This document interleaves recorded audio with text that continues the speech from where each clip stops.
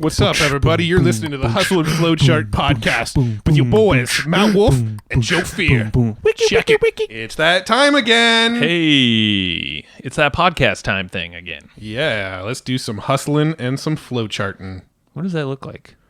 I don't know. This. Are we just like... Describe the scene right now. That's what it looks like. We're sitting in two chairs. I have a pink microphone in front of me. You have a boring black one. Yeah. You're not hustling. Yeah. Or flowcharting. I'm not. My ceiling fan is on because it got a little warm in here. Wow. This is really descriptive. Yeah. All right, man. What are we doing today? Who are we talking to? Today we're talking to Jeff Vacek. We are. Jeff Vacek is our print fulfillment dude, our physical product dude that we work with for things like t-shirts and mugs and cool giveaways that we give to our podcast guests. Cool swag. And what we talk about in this episode is various ways to leverage physical products. We talk about ways to leverage physical products to get better conversion rates on the products you're already selling, how to leverage physical products to increase the retention of members if you've got a recurring income product. We talk about how to use physical products to keep people from canceling your physical product or for your whatever it is you sell. Any product. Any product. Yeah. We talk about the journey into creating this large print fulfillment company. And we really, I think this is something we're super fascinated about is the physical mailing of things. Like we had Steve Sims on the show. I believe it should have been released by this time. And he's a big proponent of using the gifting, as a way of sending things to people to stay on the radar of folks you want to maybe get as a client or get, maybe bring them into your circle a bit. Maybe it's some influencer out there that you're trying to kind of court. Well, you can use this model and a lot of what the stuff that Jeff talks about and what we talk about as a way to entice people to maybe come to your podcast or become an affiliate for your products and services. So many ways to use physical mailing type of gadgets, products, mugs. Really, it's anything. Yeah. Like they literally have everything you can think of. Even condoms. Yeah, it's true. We go into quite a bit of discussion about selling condoms or giving away condoms, but we'll get to that a little bit later in the episode. Yeah. What I really wanted people to understand in this episode is the possibilities of the things you can do with physical products, like the ways you can make more money in your existing business with physical products. But then also, I wanted Jeff to break down how simple it is to add physical products into the business. Like I really wanted him to show all of the listeners or explain to all the listeners what the process really looks like and how simple it is to add that into your business. Hint, it's simple. Yeah, it's easy. It's very easy. Yeah. It's a lot easier than I think most people think. And I think there's a lot of fear that holds people back from doing physical products. And hopefully this will break that fear for a lot of people. It should. And we give you a lot of different case studies. We give you some ideas of what we're trying to do for this podcast and how we kind of keep the communication going with all the guests that we come on here. And then also the people listening. Yeah. So, yeah. Lots of cool stuff. Just keep your mind open to this and just, I would say be a sponge and just think of how you can implement this with what you have going on to, like you said, grow customers, retain customers, prevent all bad stuff from happening like chargebacks and refunds and all that fun stuff. I mean, honestly, I can't think of a business that adding something physical wouldn't work, right? If you're trying to make a sale and like giving them something physical could help you make more of those sales. Like dramatically more? Yeah. Or more profits. Raising your rates. This is a perfect way to kind of like, justify the price increase a little bit. I'm giving you a mug now so I can double my rates. Yeah. Instead of $1,000, instead of $1,000 a month, it's $2,000 a month, but you get this mug. Right? We laugh, but people have pulled this off many times. No, it's true. It legit works. Maybe my example was a little extreme, but it's okay. But yeah, we also have notes on this episode. We do. We did take notes on this episode for you. Of course. If you go to hustleandflowchart.com/comp, you can actually get the notes. So any of the strategies and tips and tactics, he actually rattles off a ton of resources like podcasts and things at the end of this episode. We're going to take notes on all of that. So if you're not at a computer right now or you don't have a notebook in front of you, you're driving or walking or whatever, go stop right now, open up your phone, go to Hustle and Flowchart. If you're driving, pull over to the side of the road, go to hustleandflowchart.com/comp, give us your email address, and then if you want, you can close out of it and we'll email it to you. But that's how you're going to get hooked up with these notes. So make sure you do that. Go to hustleandflowchart.com/COM pizzle. P, just P. But be quick. Don't type pizzle. Be quick. Be quick. You got to go quick. You got to be quick. 'Cause they will go away. The notes do go away. You don't want them to go away. As new episodes come out, the old notes get overwritten. So if you want them, go get them now. Hustleandflowchart.com/comp. All right. Going over to Jeff now. Hey, Jeff, welcome to the show. Thanks. Appreciate it. Yeah, Glad to be here. Thanks for coming on, man. Yeah, well, so you do some interesting stuff that we're starting to kind of mess around with our business now. Yeah. Sending a lot of more things in the mail. yeah. I think we got connected originally because you're helping us with some shirts for our Homebrew Academy website. We're partners with Brad Costanzo on that site, and you have a previous relationship with Brad, and now we're doing some cool stuff with Homebrew Academy, and now we're trying to figure out how to work a bunch of this stuff into our Evergreen Profits Hustle and Flowchart business, and a lot of exciting stuff going on right now. Yeah, absolutely. It's amazing because in this digital age, and I know we'll talk more about it, how much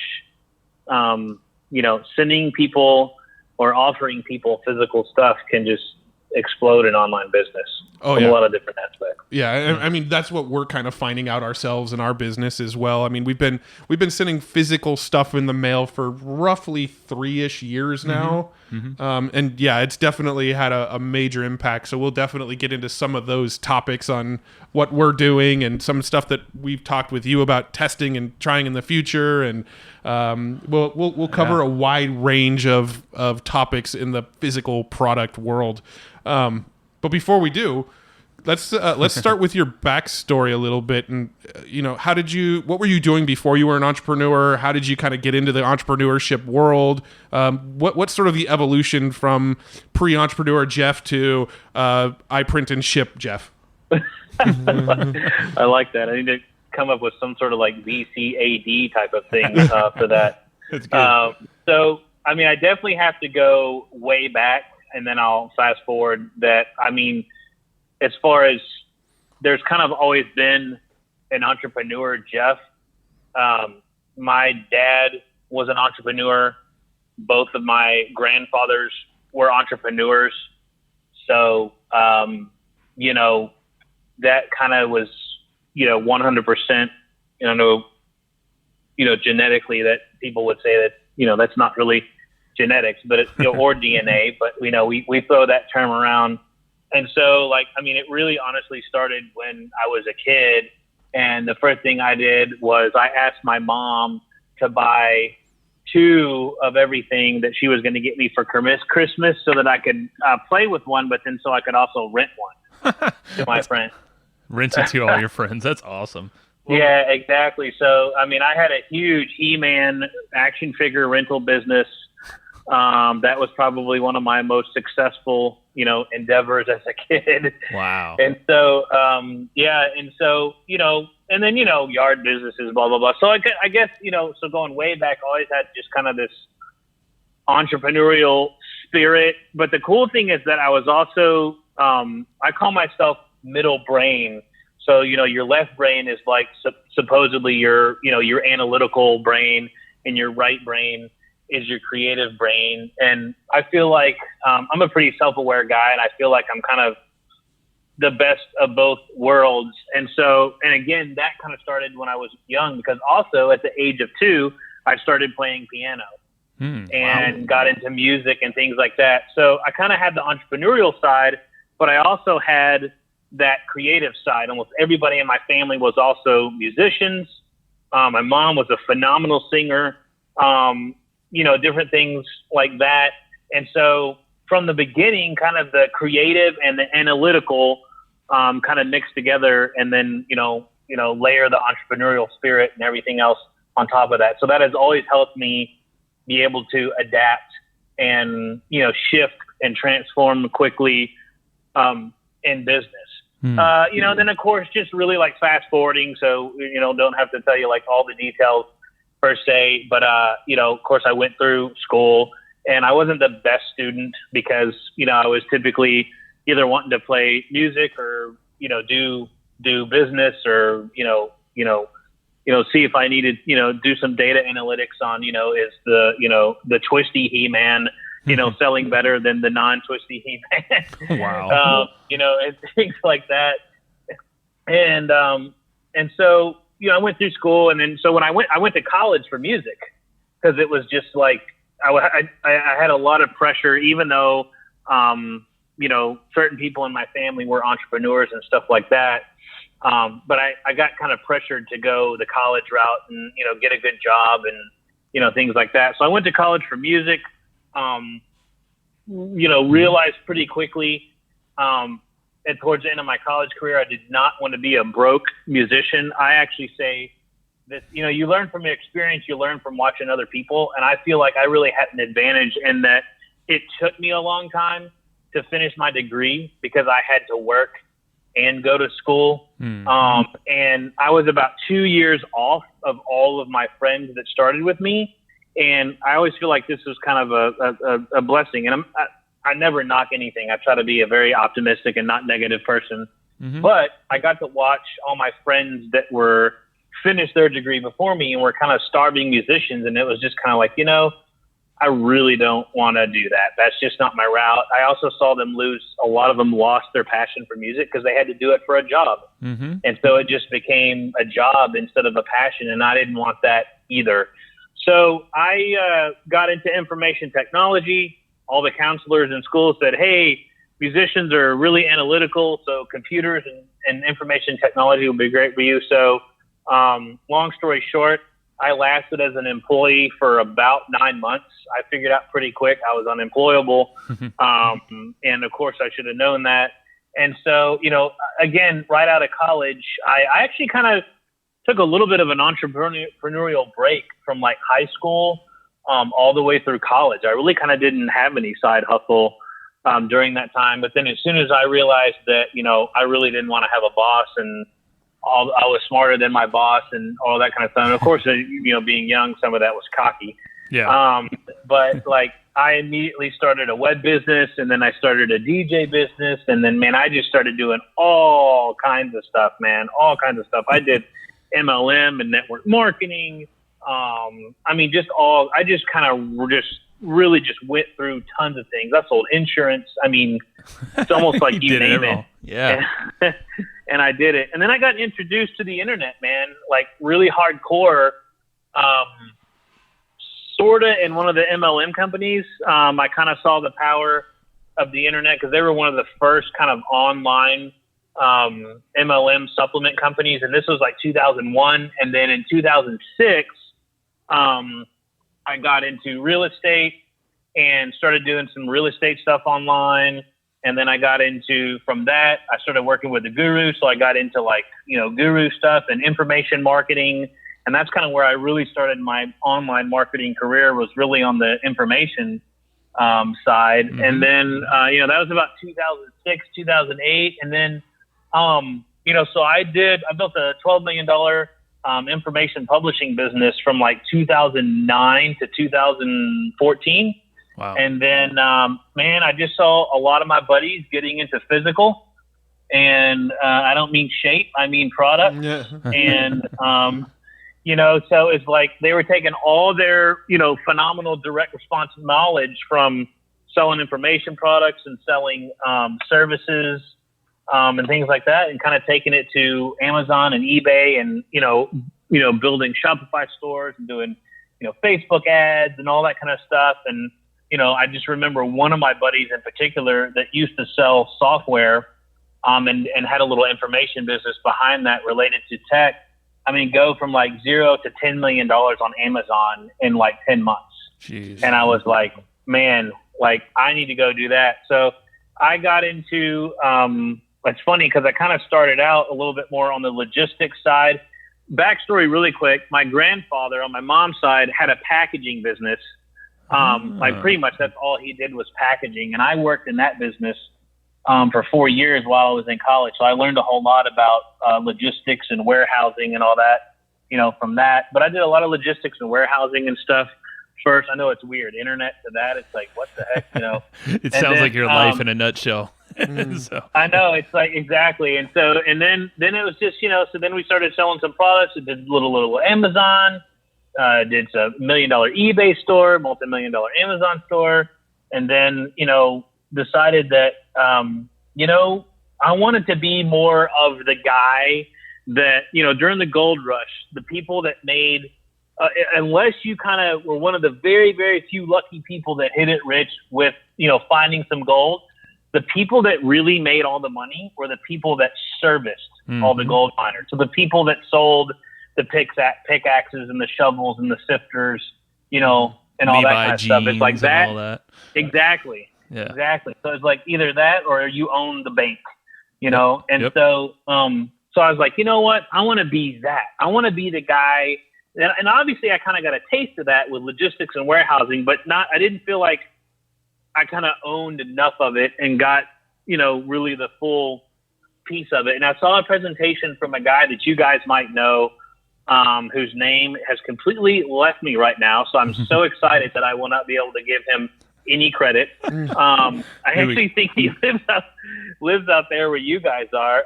But he was in a mastermind with me, and I saw him do, it's going to come to me probably like in about 30 minutes, a presentation about in real estate, how as much as possible, if you can own every part of the transaction, you are like seriously,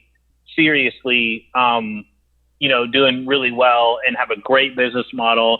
And it's almost, it's practically recession proof and things like that. So I started applying that to our business because, he's talking about be the realtor, be the investor, be the closing company, be the title company, probably not going to be the bank because that's obviously it's difficult to start your own bank. But so maybe with the exception of that, and it just got me thinking, how can I map that on, to my business? And so we started manufacturing and making stuff and printing.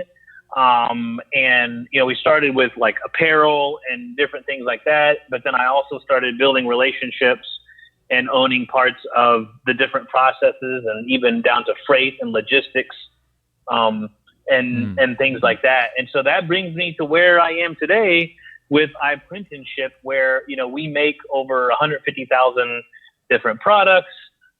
We can product develop, we can make new products for you. We can source from all over the world. We do logistics, we do freight, we do warehousing, we do fulfillment.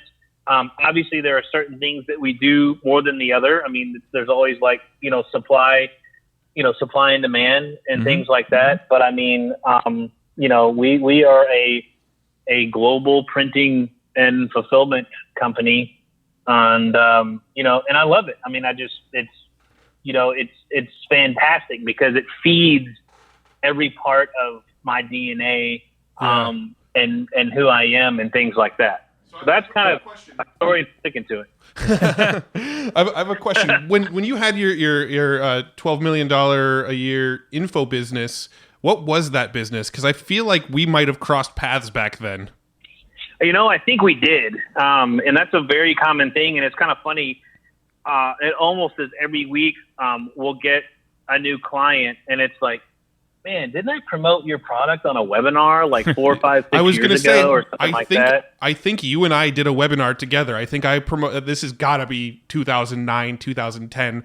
But I think we did a webinar together where I promoted something of yours, but I can't for the life of me remember what it was. I think so, man. It was Info Renegades was the main brand, and we basically taught people what we did. We taught people how to take their expertise, take their knowledge, take their IP, take, whatever, and, wrap it into information or, coaching or consulting and, how to do that and create a successful business that way. And we called it Info Renegade. Very cool. So I was just going to ask why did you get out of that? If it was it sounds like a pretty solid 8-figure a year business with low overhead. Why would you transition out of that into physical products? Yeah, I'll be frank with you, Matt. It was the biggest thing for me was I had a hard time sleeping at night. And the reason why I had a hard time sleeping at night is because, maybe 3% of the people that were doing our programs and taking our coaching and things like that were, successful with it. And that really kind of bothered me. You know what I mean? Oh no, you are preaching to the choir right here. I mean, That's right. Joe and I, we've been slowly over time phasing out the info side of our business for exactly the same reasons. We know what we teach works. We know what we teach is effective for the people that take action, but we also know that 97% of the people who buy our courses aren't taking any action. It's always the action element. And that's what eats at us about info. That, and I also have a strong belief that info wants to be free and that we're slowly seeing a democratization of info. We were just talking to Richard Linder from Digital Marketer earlier, and he basically was telling us how Digital Marketer is really focused on democratizing, demonetizing info. Yeah, and open sourcing. So And, maybe even allowing others to build upon And what's so already I there. also think there'll always be a place for info, right? That there's people will always be able to sell info, but I do think it is something that is going to become harder and harder and harder with the proliferation of free sites. I mean, you've got pretty much any information that you can buy, you can also find for free if you were to dig hard enough. And I think discoverability of that info is just getting easier and easier and easier over time. So eventually it's going to be harder to sell info. So I think it is a slowly fading business model, in my opinion. I agree. I agree. I think that in my opinion, what I think where info is going is it's going, and I mean, it's already here. And the word info is now pretty much, if it hasn't already, but really moving more towards content. I mean, it's just all content now. Yep. And since content is so accessible now, even way more than when I was doing webinars and all that kind of stuff, not really that long ago, and the whole scheme of things, is info is making it, in my opinion, I don't want to say easy, but more accessible for people to sell their products and services. But selling info itself is becoming, like you said, way more difficult. So to me, it's kind of like a pendulum, and the pendulum is like swinging towards, hey, info is amazing. And actually it's becoming, how it's amazing now is it's becoming such an amazing vehicle to actually sell your products and services. But the other side of the pendulum is selling info itself is becoming a lot more difficult. So I completely agree with you. Yeah, and it's I like that you have this colorful background of all walks of life, and then also the info element, which is prolific online in all different niches. And we were talking prior to the call how physical products, little bonuses or any kind of ride along extra stuff that people can actually tangibly hold are great ways to increase conversion, decrease refunds, increase stickiness for any subscription recurring type products. What have you found in your experience, since you are a marketer, which is cool, you run a print house and you have this background, like what have you seen work really well for info product owners when they're using some kind of physical product in combination with their offers? Yeah, I mean, the things that work super well that I've seen are, t-shirts. I just created we're doing an event in less than a month, and we created a playing card deck, a custom playing card deck that we're going to hand out for free at that event of 52. I can't count. Math was never my forte. Thank God for Excel. So 52, because there are going to be 2 jokers. So 52 kind of like physical product, premium swag, promotional product, fulfillment, blah, blah, blah, hacks, so to speak. And one of them is, if all else fails, offer a t-shirt. So that's literally one of the faces of the cards is going to say that. So t-shirts are great. Books. Now, wait, can we step back real quick? When you say when all else fails, offer a t-shirt, in what context? Are you talking about like as a bonus to the product you're selling, as a tool to increase retention, as the product that you're selling itself? I'm just curious a little bit more about the context around that. Yeah, sorry, my bad. You're right. You asked me a question about information. So, like for information, adding a T-shirt as a bonus Got it. to the offer is super good. Or having a free plus shipping offer of the T-shirt, but you get like the course as part of the offer. So you get the course or whatever as part of that offer. Yep. So yeah, kind of for information marketers, what we've seen is providing something physical. A T-shirt works really well. A book works really well. A coffee mug we've seen really well. In fact, funny story.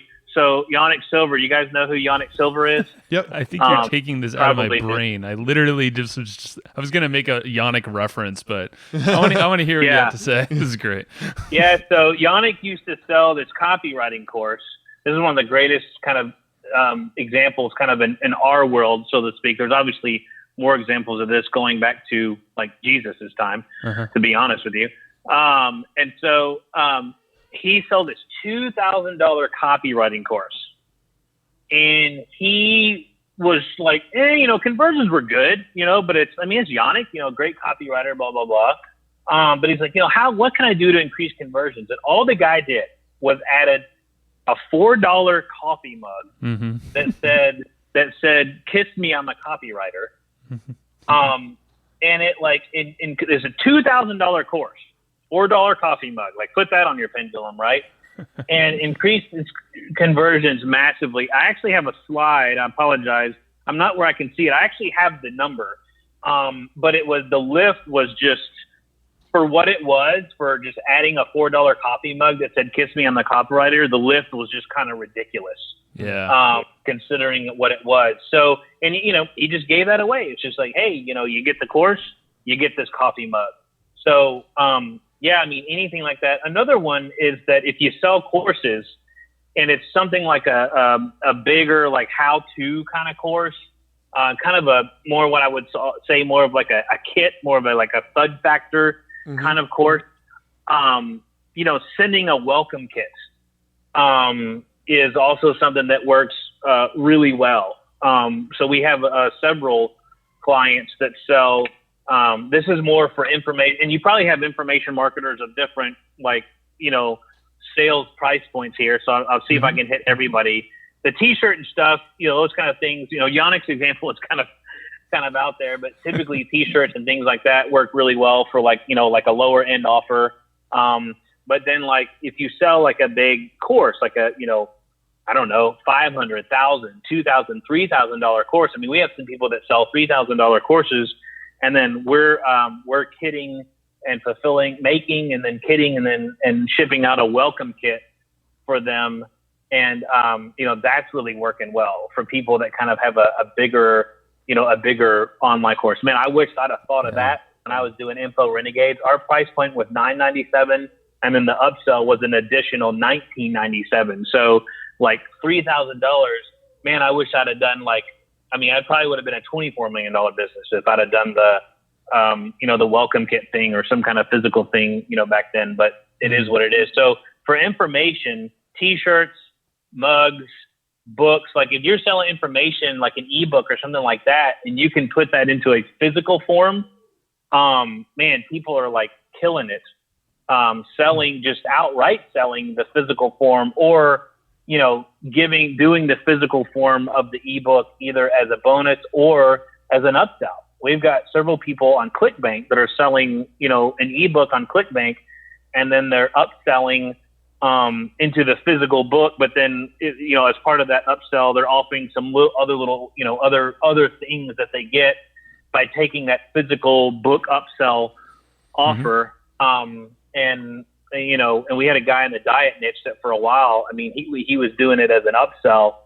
And, we were moving 700 to 1,000 books a day, for that guy.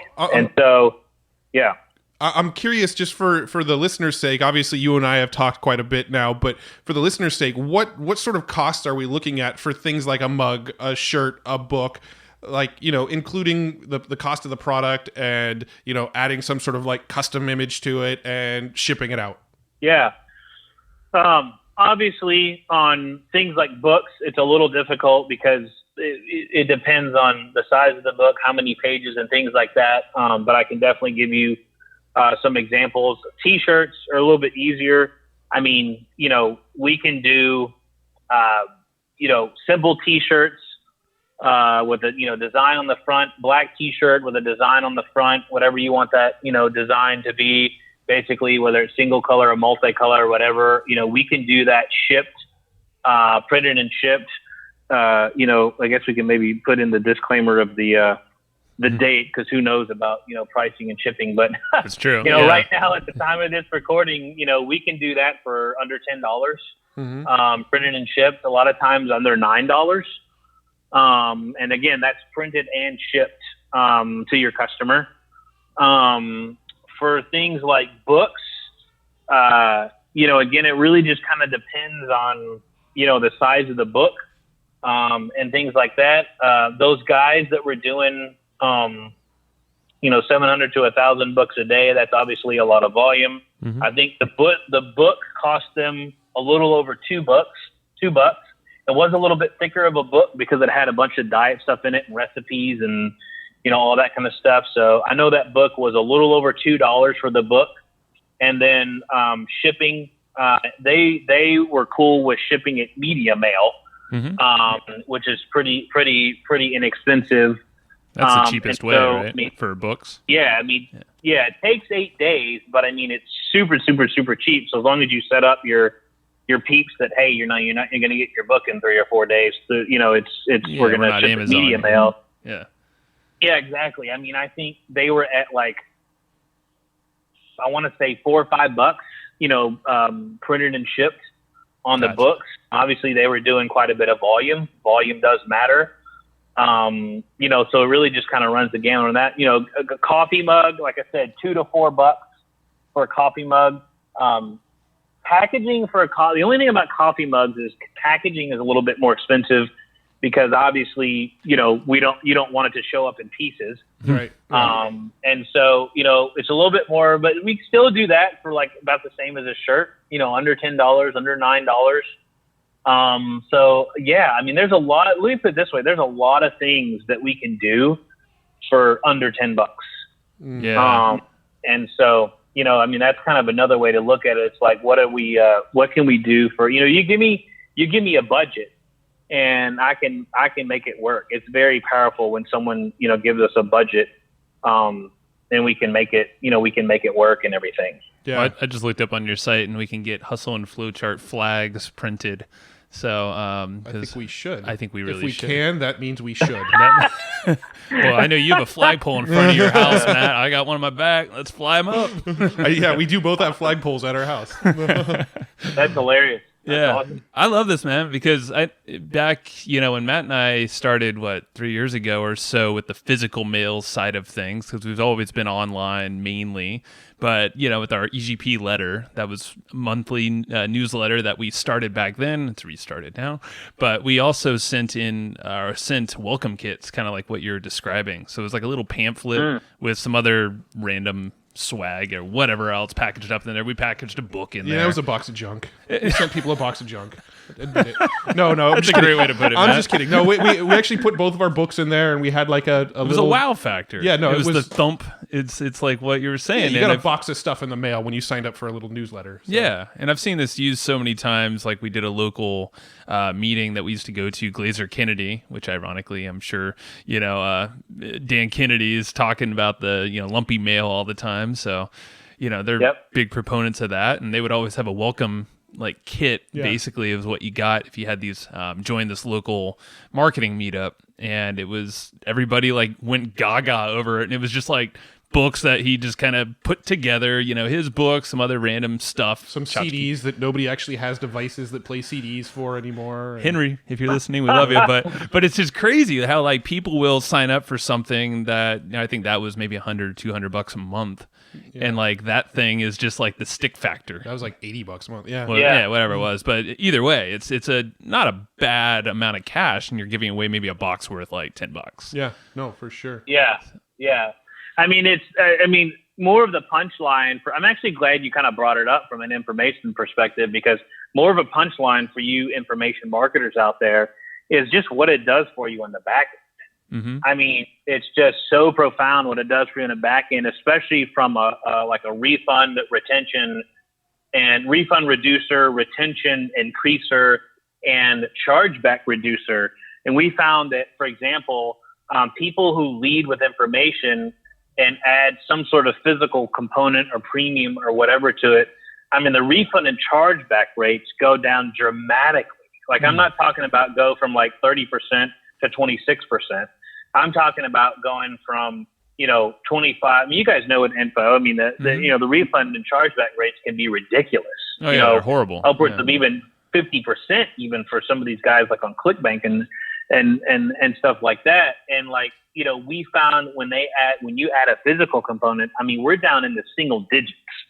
So imagine having an information business where your refund and chargeback rate is 15, 20, 30, 40, maybe even 50%. And that gets jacked down to 2, 3, 4, 5%. I mean, holy cow. I mean, over time, it's so profound what that can do. So, great questions asking me about the products and what works and the pricing, because, hey, the ROI's got to work. But long term, like, what's the ROI on that? I mean, what's the ROI of, increasing retention, decreasing refunds, and decreasing chargebacks at that phenomenal rate over and over, month after month after month after month after month, man? Mm-hmm. That stuff stacks up. That just really adds up. What are some things that you have seen as far as, I don't know. I guess my assumption would be it's going to be a lot of the same stuff. But have you seen anything specifically work? Let's say somebody emails in and says, "Hey, I want to cancel," or let's say somebody's been on the thing for 3 months and we've seen that our average drop off is after 3 months. Our typical retention is 3 months, and then after that, people start to drop off. Have you seen any products or like types of products that have worked to either prevent people from actually going all the way through with the refund, or something that has preempted the potential refund when somebody hits like that 3 month mark where your typical drop off is? Sure. I mean, it definitely is some of the same stuff that we've been talking about. It's just that timing. It seems that like 7 to 9 days before that drop off seems to be kind of like a sweet spot. I honestly don't even know why. It's kind of like, Perry Belcher used to say that, like blue number 66 had to be like the border on your page, and they tested like, 300 colors of blue. Like, why blue number 66 worked, I have no idea. They had no idea. They just tested 8 million different blues, and that's the one that got, the 5% lift. So I don't know necessarily, I don't know if it has to do when their credit card statement hits, the rebill, blah, blah, blah, whatever. But those seem to be the days. But I mean, it kind of runs the gamut a little bit based on the mindset of the customer as far as the value of what they're getting every month. So it's kind of relative to what they're paying. And so if you're selling, like, let's just say you're selling like maybe like financial advice to wealthy people, I wouldn't send them a t-shirt. Mm-hmm. It definitely needs to be A, something that they'll use, and B, something that's relevant to kind of, the demographic and, value kind of profile that they're in. I hate giving kind of like complicated, loaded answers, but I'm not going to lie to you. It's like, it's the truth, and I don't want to lie to your audience. Yeah. Well, I think, but like, it does kind of depend on that, as well. Yeah, I think the main point here really is that it's not really the widget, the what you're sending them that matters, but I think what I want people to take away from this episode is the potential that you're talking about here. Mm-hmm. This has potential, like just adding a physical product into the mix with your info product or your software product, or whatever type of your coaching, your consulting, whatever you sell online, adding a physical element into it can increase conversions on that front end sale. It can increase retention when you know people drop off at month 3. It can prevent a refund when somebody emails you and wants a refund, and you say, hey, if you want to stick for another month, here's something that we can offer you to stick around for a while. I think the bigger point is less the what and more the this is possible. And I think that's what I really want people listening to this episode to take away from what we're talking about. Yeah, and just that's exactly right.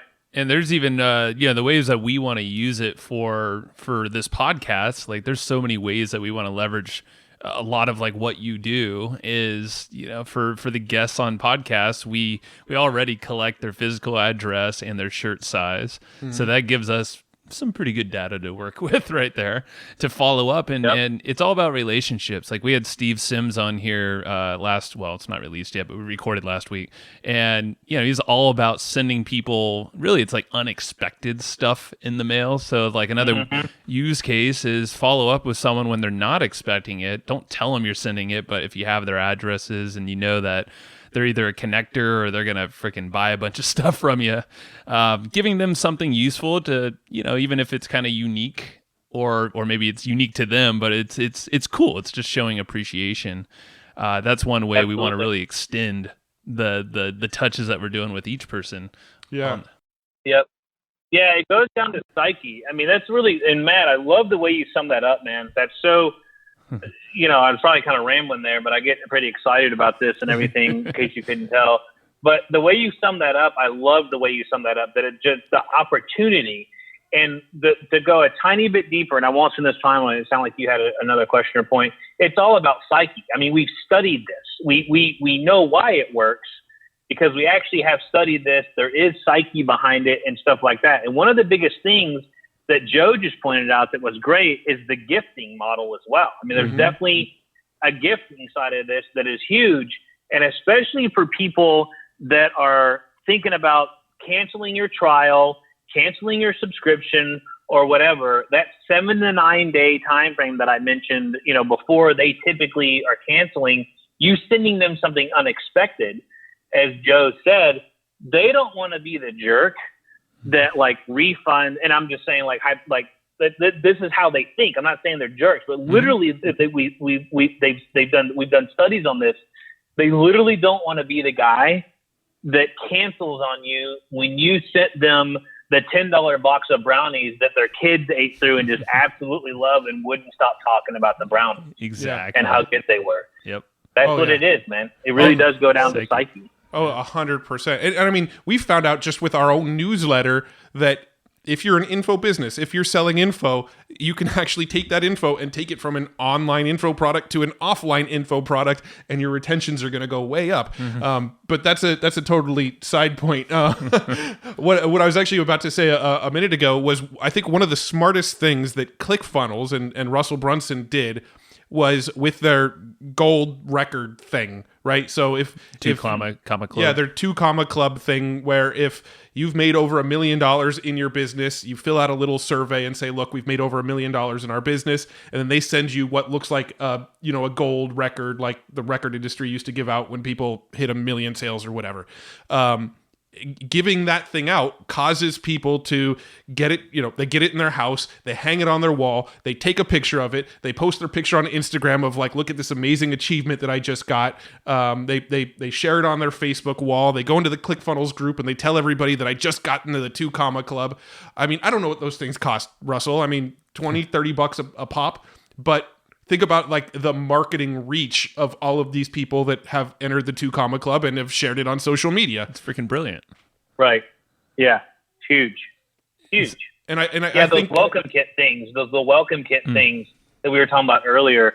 I mean, again, a lot of these guys, their clients and their customers, their audience, they go on to Facebook. What do? They unbox it. They video themselves unboxing it.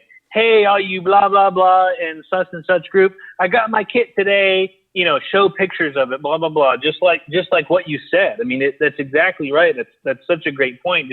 We hadn't even talked about the whole viral component of it and stuff as well. Yeah. Probably there's so many strategies. I'm just thinking like, hey, if you wanted to get the attention of like an influencer on Instagram or YouTube or whatever, like maybe send them some stuff, find a way to get to their address. I'm sure you could figure it out online. Start a podcast. Ask for their address when they register. Yeah, I mean, that's one way to do it. And freaking, now you got you have an excuse to follow up with these people because you sent something to them. Yeah. And it's unique. Ideally, maybe you could put like a cool little note or something in there. I'm sure. Do you guys like have notes and ways to send that out per customer? Yes. Uh-huh. Yep. Sweet. Yeah, I figured so. Yeah. That's why. Yeah. I mean, you guys like have all that stuff covered, and if you have that personalized element, like that's a perfect way to get on the radar of someone that can totally send you like loads of traffic or endorse you, get you on their show, their YouTube channel to blow you up. Yeah. Well, I mean, so one of the things that people ask us all the time, and this is legitimately something that comes up fairly frequently, is like, how did you guys get to know and build a relationship with Roland Frazier and, Perry Marshall and, a lot of the people that we've had on the podcast, we've actually gone on to build pretty good relationships with them and talk to them quite often. And that question comes up, and it quite legitimately is this type of stuff. We bring people on our podcast and then we do whatever we can to stay on their radar beyond that. We send them shit. We get on phone calls with them more. We offer to help them in their own business. But that whole reciprocity thing is really what has built our business over the last 10 years. It's why we are where we are today, is because of that reciprocity element and just giving freely to people who we feel have helped our business. Absolutely. Yep. Yeah. Cool. So I have, did you have anything else here? Because I wanted to kind of shift angles a little bit. Let's shift it. Yeah. Okay. So what I wanted to ask, so there's probably a lot of people listening that have never dealt with any sort of physical products. They've never mailed stuff to their customers. They've never done any of that. So I'm curious if you can kind of walk the listeners through what would happen. There's probably a little bit of a fear of, physical products seem like it would be hard to get into. It's complicated. It adds complexity to my business. And there might be people thinking, well, shit, if I sold 7,000 t-shirts, does that mean I have to go and like send you 7,000 email addresses to send to? Like, what can we just kind of walk through what it would look like? Let's just say I had a website that sold t-shirts. What would happen after somebody purchases? What does that flow look like to anybody who would purchase a t-shirt on the site? What does it look like from the business owner's perspective, just to kind of put people's minds at ease of how really uncomplicated this is? Sure. Great question, by the way. Well, first of all, that's another reason why I'm kind of biased on apparel, t-shirts especially, is because we can do those on demand. Mm-hmm. So you don't need to buy... we have a lot of people, bless their heart. They put a t-shirt out there and it bombs. I mean, and I'm talking about, I won't mention names, like even some really good marketers. Mm-hmm. And it's just, it just doesn't do anything for them. As far as like the design, the person, people didn't really want it. So, man, it would have kind of sucked if that dude bought 1,000 t-shirts from me just as a guesstimate and didn't know like that it was going to bomb. So that's a great thing about a t-shirt. So, I mean, it's really simple. There isn't much of, we have not found a shopping cart, a CRM, a marketplace that we have not been able to, in some sort of automated fashion, get your orders over on our end. So number one, let's step back just 1 minute. You don't have to keep a bunch of inventory. You don't have to keep a bunch of stuff in stock in your garage. You don't have to send it out yourself. Basically just come up with a design of whatever you want to put on whatever thing you're going to offer.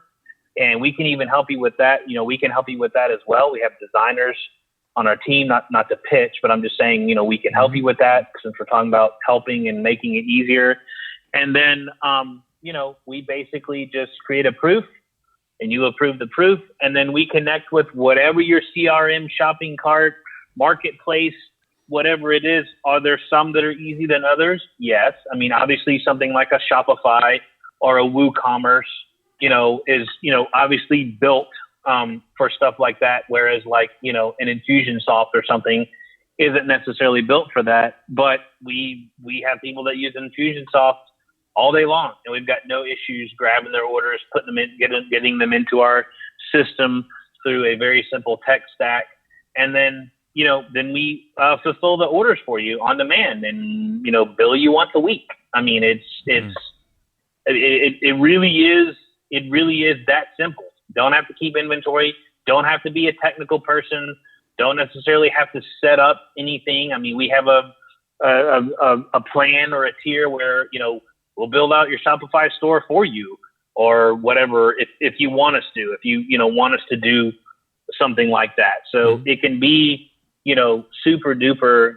I mean, it's very simple. I mean, it really is simple and should not scare anyone off at all, because we've got them covered at every step of the way. For sure. Rad. Now, are there other products other than shirts that are print on demand, or is shirts really the only thing you can do print on demand? So we can do pretty much any kind of apparel. So I mean, I had a lady the other day, this is a new one, that wanted to know if we could print sports bras on demand. And I'm like, there you go. Actually, yeah, we can. And so, I mean, we can do underwear, we can do sports bras, we can do, we have people in the fitness niche that have, full, like, kind of, fitness clothing. We print different kinds of shirts for them, including even like the dry fit stuff, and things like that. That's more, apt for working out, to workout shorts, sweatpants, socks, and yoga pants, things like that.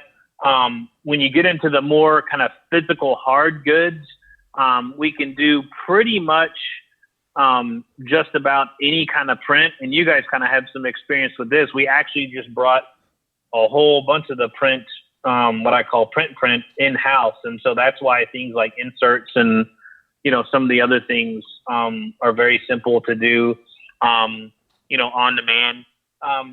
Things like coffee mugs, or like another really popular kind of physical product right now is those stainless steel insulated tumblers of all shapes and sizes. Those are super popular. And so, right at this point in time, we don't do those on demand, but here's what we tell people.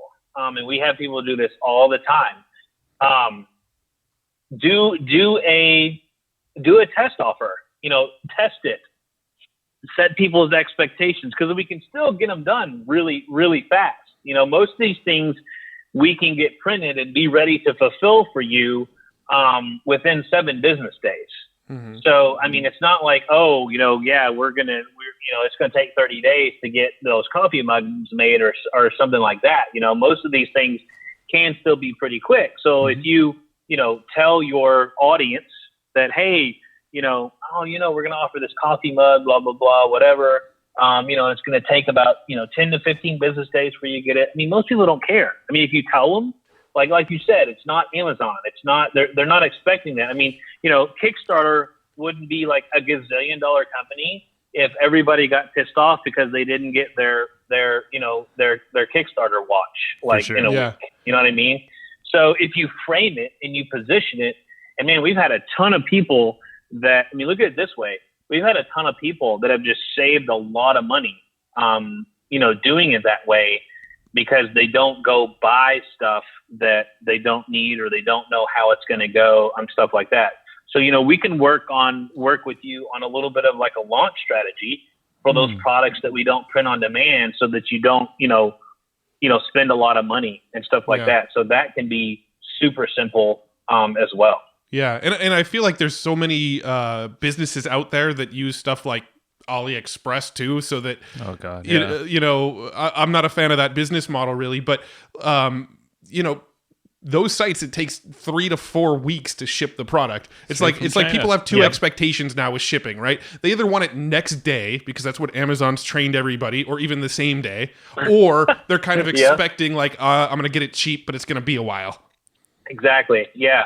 It's really, it's really funny. And, Matt, you and I have, pun intended, communicated about this via email, even in our relationship.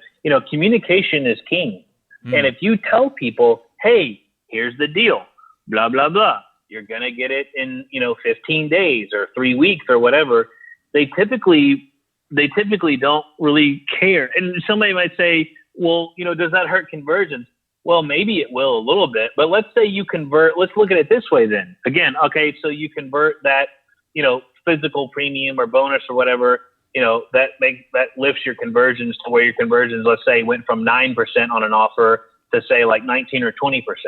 Well, okay, if some of the people didn't take it because they didn't want to wait 3 weeks, well, imagine what the lift would have been once we kind of know what the numbers are and know if that product is something that they're going to take. And then we can start buying inventory and replenishing and stuff like that. One of the things that we do for our people that, I really like that we do is we have software where we help people trend and forecast. So it's like, you'll never buy more than you need. We'll tell you when, for some of these things, if it's something that's not on demand, and we'll tell you when you need to reorder, and all that kind of stuff. And so it's a really nice ecosystem that we create around stuff like that. All we ask is that, hey, communicate with your customers or pay us to do that for you. We can do that too. We can do all your support as well if you want. So, yeah. That's cool, man. Even if it has nothing to do with physical products, can I just send you all of my customer support?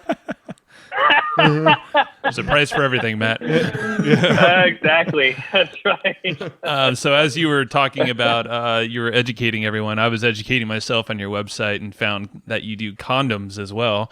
And that was actually one of our ideas of like a cool giveaway for conferences. So yeah, this is not a joke at all. Yeah. But no, it's a joke, but it was an intention. It was a joke, but it might actually be reality now because we found our source. Yeah. And their lifestyle. So I think they're trustworthy. No, we were actually like, when you go to conferences and they give away the swag bags and you can like pay to be a sponsor and like for $500 you can throw something in the swag bags. We thought it would be hilarious to go to a conference and then put like our Hustle and Flowchart logo on condom wrappers and throw them in the swag bags. See, it's a good joke. It's not even a joke. It's the biggest problem. The biggest problem that I found with that concept was that a lot of people go to these conferences is sort of like an escape tactic, right? Like, people that are married with kids and stuff like we all are, they go to these conferences to kind of get away for a couple days. When they return home with a condom, there might be some explaining to do. So that's kind of where our discussions on this idea went a little south. Yeah. Yeah, I got you. Or even better, what you do is you get kind of one of those bigger ones where you can put a little bit more on it. And like, if your business is say, Facebook ads, it's like, you could do something like on the packaging. We always like this one. Mitch that works with me, who you've interacted with, Matt, thought of this one time because we actually thought of the condom thing too, and he thought of like, hey, having problems with your Facebook ads, we got you covered. With the biggest so it's condom like whatever we can you find. do, and then we got you covered. So we always thought that was. We're worried about getting your Facebook ads shut down. No problem. Make sure you've got protection. Got you covered. Yeah. I was more concerned about buying cheap condoms and then having some. And then having a whole bunch of Hustle and Flowchart babies. Yeah, so that's why I was like, oh, you have lifestyle, so I think they're reputable. As long as they're within date. That's great. And on that note, we're kind of at the end of the hour here. I'm curious. And on that bombshell. Yeah. Well, I'm curious, and this is an homage to Brad Costanzo, a buddy of ours, but like, what nut are you trying to crack in your business? Yeah, that's a great transition, Joe. No pun intended. Yeah. Oh, God. Wow. Oh, man. That was straight from Brad. So he said, that is Brad's That was- thing. What? He said to not reword that question. Yeah. So I said, okay. So Brad, I blame you. Yeah, just the timing of the previous know. conversation into this conversation I swear, was I interesting. had it written down prior to. That was great. What are you That looking was to do? phenomenal. Because I know I print and ship. You do so much, and you seem like an entrepreneur that just does a lot, which we all do. Where do you see it going? And like, is there an issue you're trying to get past in the business that maybe something help you out? us or our audience could help you with? Yeah.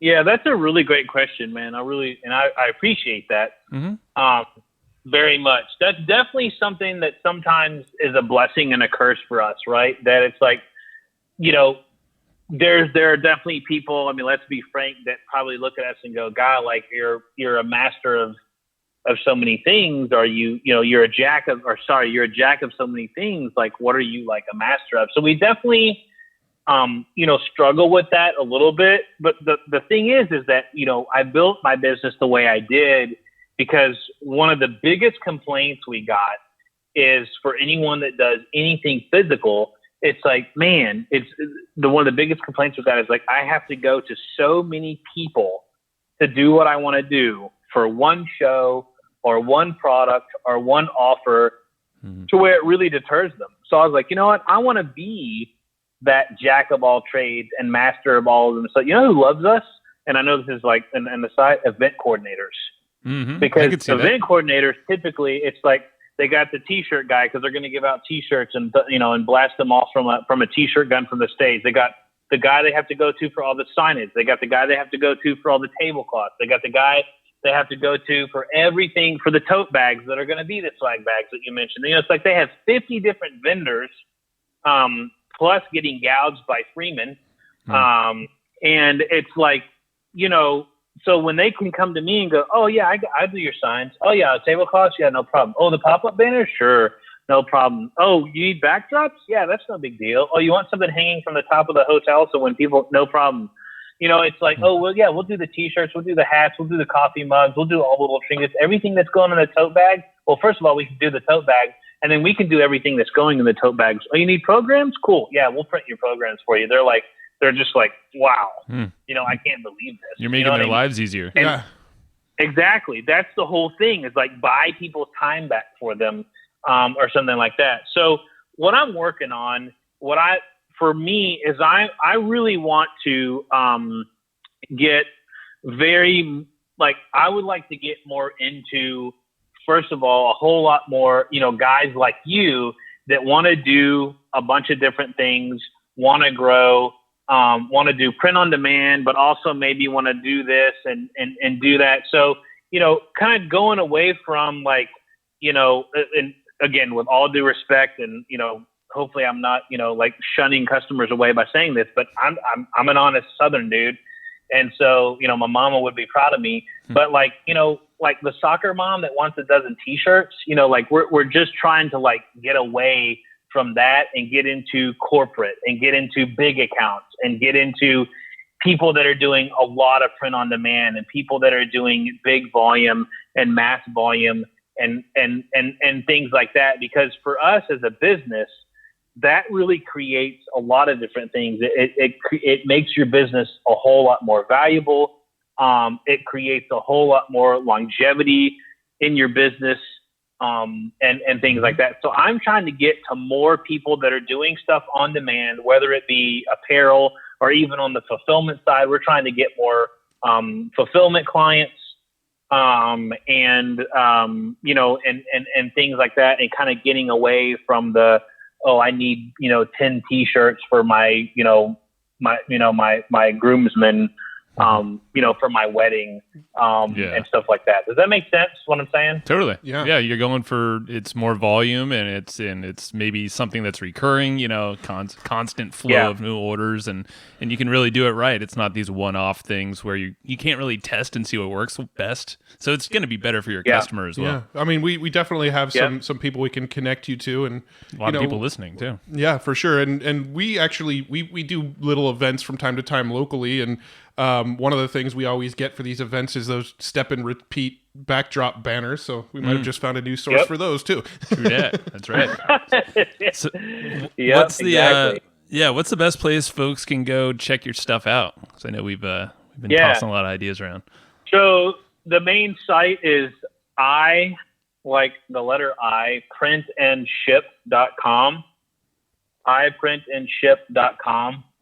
And that's kind of what I saw, like our main corporate site. It definitely has all the categories and you can drill down into products and things like that. But it tells you a whole lot about what all we do, why we do it, how we do it, and things like that. Because we are kind of a product creator, but also, a service company, we needed a site that just kind of told everybody what we do and how we do it and why we do it. And then we do have a separate site that I think that's probably what you were surfing while we were doing the podcast here, Joe, which is same thing, store.com. So you just add store there at the end. And one little caveat I will put in for everyone that is listening, we worked with a partner to build that on a platform that would give us the ability to not have to create necessarily our own, catalog of 150,000+ products off the bat. So the pricing that you see on there is what I call inflated catalog pricing. When you were a kid, you guys, I don't know how old you guys are, but like you remember getting like the service merchandise catalogs and the Fiers catalogs and stuff like that. For sure. Or the Hammacher Schlimmer catalogs and all that. And it's like the pricing is just like crazy. But then you go to the store and it's like, oh, it's like $10 cheaper, or they're on sale, or like whatever. So definitely one little disclaimer, you find something you like on there, reach out to us, and it's going to be less than what you see. We're trying to work on that a little bit, but the problem, man, is these, the way some of these products are, man, they can go up and down in pricing. So there's kind of like a safe way to like price everything, but like whatever you saw those flags for, and especially because you guys get the multi-line discounts and stuff. I mean, it's going to be a lot less than what you saw on there. But that's the two sites: iPrint and ship.com. And remember, you can't put an ampersand inside of the main domain, so it's literally the word iPrint and ship.com. And then if you really want to get lost, you go to iPrintandShipStore.com, and you can see condoms and every flags and everything else. Well, I hear they're best selling. That's your top selling item. So I don't know. It's just interesting to me. I'm just kidding. I don't know. Oh man. Yeah, we'll link everything up in the show notes too, so there's no confusion for everyone. But awesome. And let's ask the book question. Matt, what's the book question? The book question. Do you have any books that you often reference or refer back to, or recommend to people often? Oh man, again, my mama would be proud of me for being honest, but no, I don't really, man. That's awesome. That's the best answer. I don't. You're honest. I don't read, man. Like I'll do audio stuff. That's all right. That counts. Audio books and everything. But man, I have such a hard time reading. It's funny. It really started probably about 10 or 15 years ago. And man, my mind just like, I just have a super hard time reading. Yeah. So, if someone wants me to like really, it's like, okay, is there an audiobook? Is there an audiobook for it and stuff like that? And what I will tell you is that the people that, I have a lot of friends. You guys are amazing. And I've actually followed you guys' podcast for quite a while. So this is kind of like a dream come true. That's awesome. That I'm like on you guys' podcast, like, my heroes. And here I am. Like, I feel like I've like arrived or something. But it's like, oh, serious. And then not even thinking about Matt and I probably did like a promo together like 5 or 6 years ago. It's like, but, podcasts are amazing for what I just said. So like, do you guys, are you cool if I like recommend another podcast, or do you not want me, like, I want to be careful with go for it. Absolutely. Like that. The podcasting community is a very symbiotic community. We all help each other out. So Cool. So what I will say is that as far as things that I listen to that have helped me, so not reading, but listen to, Gary Vaynerchuk has definitely been a big influence on me. I think a lot of it is because he's a lot like me. My family was Czech, and, my mom, he talks about his mom a lot. My mom was my hero, and stuff like that. And, supported me from day one, but also, disciplined me the way I should be disciplined, and things like that. So I really respect, I know he can be vulgar and kind of brash, and he's kind of like an acquired taste for some people, but he's just, he has a lot of influence and has had influence on me, and I respect what he does, and I respect that he stays in his wheelhouse. If you guys asked about working on something, man, that's another thing I can definitely get better at, is delegating and just staying in my wheelhouse. My business partner said something to me the other day that I thought was actually quite profound, and she's really good at this. And you guys met Rachel when we met in San Diego, and she said, what the problem is like, you're not useless enough. in some of the areas of the business. And I thought, golly, and it made me think of Gary Vee, how the guy can't even put a sentence together in an email. So like his team literally will not let him write anything. It's like, I know he does try to answer all his emails, and I've emailed back and forth with him, and stuff. And I've given a lot to some of his charities and things like that. And, man, it's like, yeah, the guy can't put a sentence together, and it's all lowercase, so they won't let him, but he knows that, you know, he totally knows that. The other one that I really like is How I Built This. Mm-hmm. That's a good one. Yeah. It's NPR. Yeah. I mean, it's just, yeah. And I mean, you know, I actually stumbled upon that. I think actually Justin Brook, you guys might know Justin Brook. I think he sent an email out one time and was recommending all the podcasts that he listened to. So give him some credit. Man, that one is just awesome to hear. It's like what, you know, when you guys are here asking me about my backstory, that's what I love about just hearing about what people did in their business through adversity and what they did to pivot and shift and, you know, all that kind of stuff. Everything from, you know, the guy that owned Chipotle and what he did when the big old, you know, E. coli or Listeria or whatever the heck it was, that, you know, I mean, literally almost freaking ended Chipotle, you know, I mean, just listening to how he worked through that. And now they're, you know, obviously still massively successful in building, you know, franchises and everything everywhere. So, you know, so that's a really, really good one that I like to listen to. And I love it, yeah. Yeah. I think, and what you're, you know, going back to the consumption of content and stuff, I think you're just so busy doing stuff and actually taking action that, I mean, that's nothing wrong with that, man. Some people just get stuck in the books and resources without actually doing anything. So, I mean, props to you for that. That's a really great point, Joe, is that like, I think you're right. I think that people can become information junkies.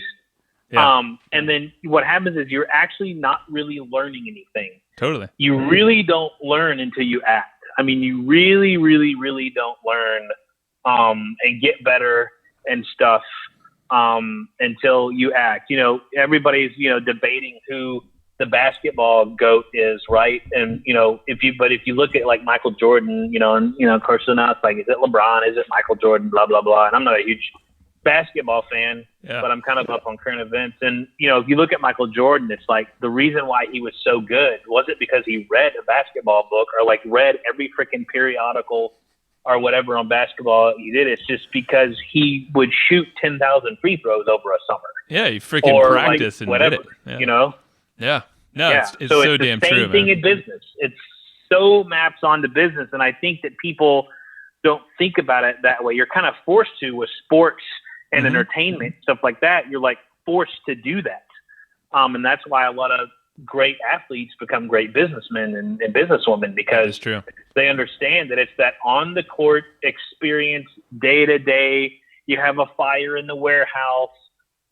You know, the ship that was bringing all your shit over gets hit by a hurricane or like, you know, whatever it is, some dude gets run over by a forklift or, you know, somebody, we print 2,500 shirts for somebody and like every single shirt is crooked. I mean, like, you know, it's the day-to-day experiences and stuff like that really, in my experience, really help you grow and get better than reading a book or something like that. Yeah, for sure. Well said.